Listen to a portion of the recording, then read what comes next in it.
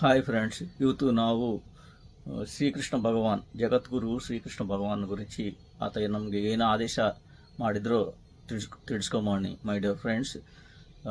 ಮತ್ತು ನಾವೆಲ್ಲರೂ ಕೂಡ ಆತನ ಆದೇಶನ ಪಾಟಿಸಿ ಎಲ್ಲರೂ ಕೂಡ ಸುಖ ಸಂತೋಷದಾಗೆ ನಾವು ಜೀವನ ಮಾಡೋಣ. ಫಸ್ಟ್ ಏನಂದರೆ ಆತ ಜಾನ ಎಲ್ಲರನ್ನ ಕೂಡ ಯೋಗಿ ಭವ ಅರ್ಜುನ ಅಂತ ಹೇಳ್ತಾ ಇದ್ದಾರೆ. ಯೋಗಿ ಭವ ಅರ್ಜುನ ಮತ್ತು ಎಲ್ಲರನ್ನ ಜಾನ ಮಾಡು ಅಂತ ಇದ್ದಾರೆ. ಸರಾಗಿದ್ದು ಆಹಾರ, ಯುಕ್ತ ಆಹಾರ ತಗೋ ಅಂತ ಇದ್ದಾರೆ. ಆತ ಯುಕ್ತ ಆಹಾರ ಅಂದರೆ ಶಾಖಾಹಾರ, ಸರಾಗಿದ್ದ ಆಹಾರ, ಹಣ್ಣುಗಳು, ಪಲ್ಯಕಾಯಿ, ಹಾಲು, ಮೊಸರು ಇಂಥದ್ದು. ಮಾಂಸ ಅನ್ನೋದು ಯುಕ್ತ ಆಹಾರ ಅಲ್ಲ. ಪ್ರತಿಯೊಬ್ಬರೂ ಶಾಖಾಹಾರನೇ ತಗೋಬೇಕು, ಫ್ರೂಟ್ಸೇ ತಗೋಬೇಕು. ಯುಕ್ತಾಹಾರ ವಿಹಾರಸ್ಯ ಯುಕ್ತಚೇಷ್ಟಸ್ಯ ಕರ್ಮಸ್ಯ ಯುಕ್ತ ಸ್ವಪ್ನಾವಬೋಧಸ್ಯ ಯೋಗೋ ಭವತಿ ದುಃಖ ಅಂದ್ರಲ್ಲ. కాబట్టి ಯುಕ್ತಾಹಾರ ತಗೋಬೇಕು, ಯುಕ್ತ ವಿಹಾರ ಮಾಡಬೇಕು, ಯುಕ್ತ ಆಗಿದ್ದು ಒಳ್ಳೆ ಪುಸ್ತಕಗಳು ಓದಬೇಕು, ಆತ್ಮಜ್ಞಾನದ ಪುಸ್ತಕಗಳು ಓದಬೇಕು ರೆಗ್ಯುಲರ್ ಆಗಿ. ಒಳ್ಳೆಯ ಆಹಾರ, ಸಾತ್ವಿಕ ಆಹಾರನೇ ತಗೋಬೇಕು.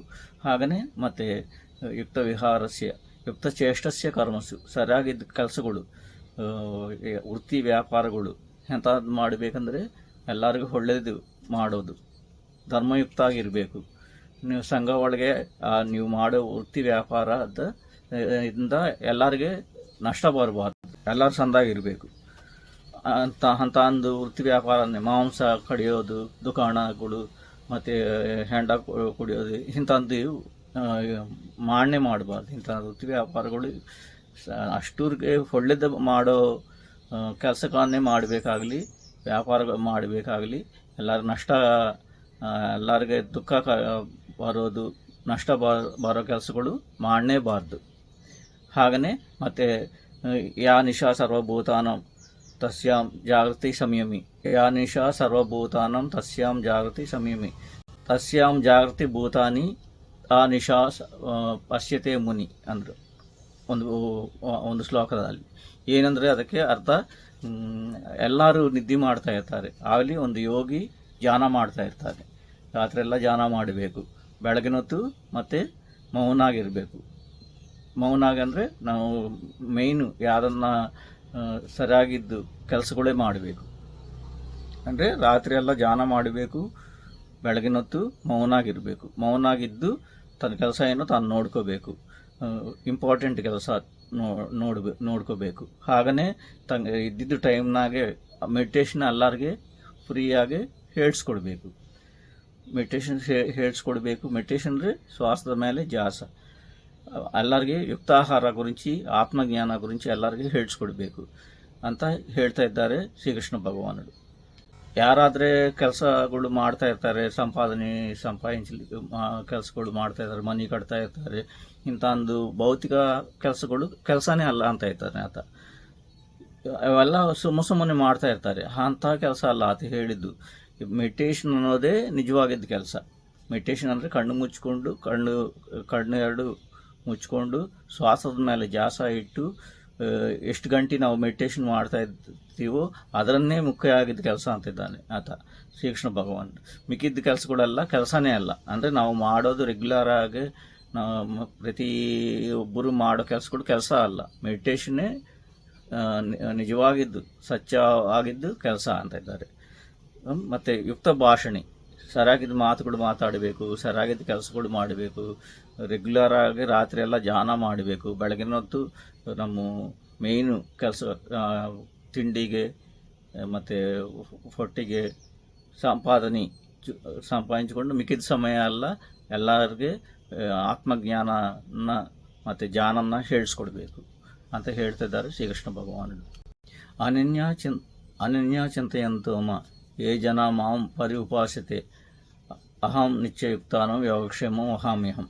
ಅಂದರೆ ಯಾ ಚಿಂತೆಗಳು ಒಂದು ಇಟ್ಕೋದಂಗೆ ತನ್ನ ನಿತ್ಯಯುಕ್ತಾನಂ ಯೋಗಕ್ಷೇಮೋ ಅಹಾಮ್ಯಹಂ. ಅಂದರೆ ಯಾರಾದರೂ ಧ್ಯಾನ ಮಾಡ್ತಾರೋ ಅವ್ರ ಯೋಗಕ್ಷೇಮ, ಅವ್ರ ಕ್ಷೇಮನ ನಾನು ನೋಡ್ಕೊತೀನಿ ಅಂತ ಇದ್ದಾರೆ ಶ್ರೀಕೃಷ್ಣ ಭಗವಾನರು. ಸರ್ವಧರ್ಮಾನ್ ಪರಿತ್ಯಜ್ಯ ಮಾಮೇಕಂ ಶರಣಂ ವ್ರಜ ಅಹಂ ತ್ವಾ ಸರ್ವ ಪಾಪೇಭ್ಯೋ ಮೋಕ್ಷಯಿಷ್ಯಾಮಿ ಮಾ ಶುಚಃ ಅಂತ ಇದ್ದಾರೆ ಶ್ರೀಕೃಷ್ಣ ಭಗವಾನರು. ಅಂದರೆ ಎಲ್ಲ ಧರ್ಮಗಳು, ನೀನು ವ್ಯಕ್ತಿಗತ ಧರ್ಮ, ಕುಟುಂಬ ಧರ್ಮ ಎಲ್ಲ ಬಿಟ್ಟು ನನ್ನ ಶರಣು ಬೇಡು. ಅಂದರೆ ನನ್ನ ಅಂದರೆ ಇಲ್ಲಿ ಶ್ರೀಕೃಷ್ಣ ಭಗವಾನಲ್ಲ, ನಮ್ಮನ್ನು ನಾವು ಅಂದರೆ ನಮ್ಮ ಕಣ್ಣು ಮುಚ್ಚಿ ಮೆಡಿಟೇಷನ್ ಮಾಡು ಅಂತಿದ್ದಾರೆ. ಮೆಡಿಟೇಷನ್ ಮಾಡಿದರೆ ಆವಾಗ ನಾನು ಯಾರಾದರೂ ಮೆಡಿಟೇಷನ್ ಒಳಗಿರ್ತಾರೋ ಅವ್ರನ್ನ ಎಲ್ಲ ಪಾಪದಿಂದ ಅವ್ರು ಮಾಡಿದ್ದು ಪಾಪಗಳೆಲ್ಲ ನಾನು ತೆಗೆದು ಬಿಡ್ತೇನೆ. ಖಂಡಿತಾಗಿ ಹೇಳ್ತಾ ಇದ್ದಾನೆ ಆತ, ಮೆಡಿಟೇಷನ್ ಮಾಡು, ನಿನ್ನ ಯೋಗಕ್ಷೇಮ ನಾನು ನೋಡ್ಕೊತೇನು, ನಿನ್ನ ಪಾಪಗಳೆಲ್ಲ ನಾನು ತೆಗೆದು ಬಿಡ್ತೇನೆ ಅಂತಿದ್ದ ಶ್ರೀಕೃಷ್ಣ ಭಗವಾನ್. ಹಾಗೇ ಯಾರಾದರೆ ಯಾರನ್ನ ಅವರು ಯಾವ್ದ್ರಾಗ ಅವರು ನಿಮಗ್ನ ಅಂದರೆ ಯಾರು ಕಣ್ಣು ಮುಚ್ಕೊಂಡು ತನ್ನ ಇನ್ನರ್ ಜರ್ನಿ ಮಾಡು ಅಂತಿದ್ದಾರೆ, ಅವರೇ ನನಗೆ ಅಂದರೆ ಮೆಡಿಟೇಷನ್ ಮಾಡೋರೇ ಸಮಯ ಪ್ರಿಯ. ಅಂದರೆ ಅವರೇ ನನಗೆ ಧ್ಯಾನ ಯಾರಾದರೂ ಮಾಡ್ತಾರೋ ಅವರೇ ನನಗೆ ಇಷ್ಟವಾಗಿದ್ದವರು ಅಂತ ಶ್ರೀಕೃಷ್ಣ ಭಗವಾನರು ನಮ್ಮ ಎಲ್ಲರಿಗೆ ಹೇಳ್ತಾ ಇದ್ದಾನೆ. ಆತ ಏನಂತ ಇದ್ದಾರೆ ಅಂದರೆ ಫಸ್ಟ್ ಮೆಡಿಟೇಷನ್ ಮಾಡಿರಿ, ತಾನು ನಮ್ಮನ್ನು ನಾವು ಉದ್ಧರಿಂಚ್ಕೋಬೇಕು. ಅಂದರೆ ಉದ್ಧರೇದ ಆತ್ಮಾನಮ ಹೊಸಾದೇತ ಆತ್ಮನೇವ ಆತ್ಮನೋ ಬಂದು ಆತ್ಮನೇವ ವಿಪುರಾತ್ಮ. ಅಂದರೆ ನಮ್ಮನ್ನು ನಾವೇ ಧ್ಯಾನ ಮಾಡಿಕೊಂಡು ನಮ್ಮ ತಲೆಸೂರಿ ಇವೆಲ್ಲ ನಾವು ಕೊಂಬಿಡಿ, ನಮ್ಮ ರೋಗದೆಲ್ಲ ಕೂಡ ನಾವು ಮೆಡಿಟೇಷನ್ ಒಳಗೆ ಹೋಗಿಸ್ಕೋಬೇಕು. ಡಾಕ್ಟ್ರಿಗೆ ಹೋಗಬಾರ್ದು, ನಮ್ಮನ್ನು ನಾವೇ ಉದ್ಧರಿಂಚ್ಕೋಬೇಕು. ನಮ್ಮ ಕಷ್ಟಗಳನ್ನ ನಾವೇ ದಾಟಿ ನಾವು ಮೆಡಿಟೇಷನ್ನಿಂದ ನಾವು ಎಲ್ಲ ರಕಾಗಿದ್ದು ರೋಗಗಳನ್ನ ಹೋಗಿಸ್ಕೋಬೇಕು. ತಮ್ಮ ಕಷ್ಟಗಳನ್ನ ನಾವೇ ಇದು ಮಾಡಬೇಕು, ಯಾರ ಮೇಲೆ ಆಧಾರ ಬೀಳಬಾರ್ದು. ನಮ್ಮ ಆತ್ಮನ ನಾವೇ ಉದ್ಧರಿಂಚ್ಕೋಬೇಕು. ಇತರನ್ನ ಆಶ್ರಯಿಸೋದು ಭಗವಂತುಡು ನಾವೇ ಆತ್ಮ ಪದಾರ್ಥ ನಮ್ಮ ಒಳಗೆ ಇದೆ. కాబట్టి ನಾವು ದೈವ ಆಗಿದ್ದಾಗ ಇನ್ನೊಬ್ಬ ದೇವ್ರನ್ನ ನಾವು ಕೇಳಲ್ಲ. కాబట్టి ನಮ್ಮನ್ನು ನಾವೇ ಉದ್ಧರಿಂಚ್ಕೋದು ಮಾಡ್ಕೋಬೇಕು ಅಂತ ಶ್ರೀಕೃಷ್ಣ ಭಗವಾನುಡು ಹೇಳ್ತಾ ಇದ್ದಾನೆ. ಆದರೆ ನಮಗೆ ಹೇಳೋದು ಏನಂದರೆ ಭಗವಾನುಡು ಶ್ರೀಕೃಷ್ಣ ಭಗವಾನುಡು ಅಂದರೆ ಜಗದ್ಗುರು ಈ ತಿಂಗಳು 10ನೇ ತಾರೀಕು ಗುರುಪೌರ್ಣಮಿ ಸಂದರ್ಭದಲ್ಲಿ ಆ ಜಗದ್ಗುರು ಶ್ರೀಕೃಷ್ಣ ಭಗವಾನ ನಾವು ಸ್ಮರಣೆ ಮಾಡ್ಕೊಂಬಣಿ ಒಂದು ಸತಿ. ಆತ ಏನು ಹೇಳಿದ್ರೋ ಏನು ಆದೇಶ ಮಾಡಿದ್ರೋ ತಿಳ್ಕೊಂಡು ಆತನ ಆದೇಶನ ನಾವು ಪಾಟಿಸಬೇಕು. ನಾವು ಆತನ ಆದೇಶ ಏನು ಹೇಳಿದ್ನೋ ಅದನ್ನು ನಾವು ನಮ್ಮ ಜೀವಿತ ಒಳಗೆ ನಮ್ಮ ಜೀವನದ್ರಾಗೆ ಆತನ ಹೇಳಿದ್ದಂಗೆ ನಾವು ನಡೆಸ್ಕೊಂಡ್ರೆ ನಮ್ಮ ಜೀವಿತ ಹ್ಯಾಪಿಯಾಗಿರುತ್ತೆ. ಆತ ಏನು ಹೇಳಿದ ಮೆಡಿಟೇಷನ್ ಮಾಡು ಅಂತಿದ್ದಾನೆ, ಫಸ್ಟು ಧ್ಯಾನ ಮಾಡು ಅಂತಿದ್ದಾರೆ, ಎಲ್ಲರಿಗೆ ಧ್ಯಾನ ಹೇಳಿಸ್ಕೊಡು ಅಂತ ಇದ್ದಾನೆ. ಅಹಿಂಸಾ ಧರ್ಮ ಒಳಗೆ ಇದ್ದು ಯುಕ್ತಾಹಾರ ತಗೊಂತ ಇದ್ದಾನಲ್ಲ, ರೈತರೆಲ್ಲ ಧ್ಯಾನ ಮಾಡಬೇಕು, ಬೆಳಗಿನ ಹೊತ್ತು ಮೌನಾಗಿದ್ದು ನಾವು ಬಂದಿದ್ದ ಆತ್ಮಜ್ಞಾನನ ಮೆಡಿಟೇಷನ್ನ ಅಹಿಂಸಾ ಧರ್ಮನ ಎಲ್ಲರಿಗೆ ಹೇಳಿಸ್ಕೊಡ್ಬೇಕು. ಎರಡೇ ಇದ್ದು ಆತ ಹೇಳಿದ್ದು, ಮೆಡಿಟೇಷನ್ ಪ್ರಚಾರ, ಶಾಖಾಹಾರ ಅಹಿಂಸಾ ಧರ್ಮ ಪ್ರಚಾರ, ಎರಡು ಮಾಡು ಅಂತಿದ್ದಾನೆ ನಮ್ಮೆಲ್ಲರಿಗೆ. ಮತ್ತು ಇವೆಲ್ಲ ಯಾರಾದರೂ ಮಾಡ್ತಾರೋ ಅವ್ರಿಗೆ ಮತ್ತೆ ಜನ್ಮರಣ ಚಕ್ರ, ಈ ಸರ್ಕಿಲ್, ಹುಟ್ಟೋದು ಸಾಯೋಣ ಮತ್ತೆ ಹುಟ್ಟೋದು ಮತ್ತೆ ಭೂಮಿ ಮೇಲೆ ಬರೋದು, ಆ ಸರ್ಕಲಿಂದ ಅವರು ಹೊರಗೆ ಬಿದ್ದು ಮತ್ತು ಶ್ರೀಕೃಷ್ಣ ಭಗವಾನಂಗೆ ಅವತಾರ ಪುರುಷಲಾಗ್ತಾರೆ. ಕಂಪಲ್ಸರಿಯಾಗಿ ಹುಟ್ಟೋದು ಕೆಲಸ ಇದ್ದು ಅವತಾರ ಪುರುಷಲಾಗೆ ನಾವು ನಮ್ಮನ್ನೆಲ್ಲರನ್ನ ಆತನಂಗೆ ಇರುವಂತ ಆತ ನಮ್ಮೆಲ್ಲರಿಗೆ ಹೇಳಿಸ್ತಿದ್ದಾನೆ.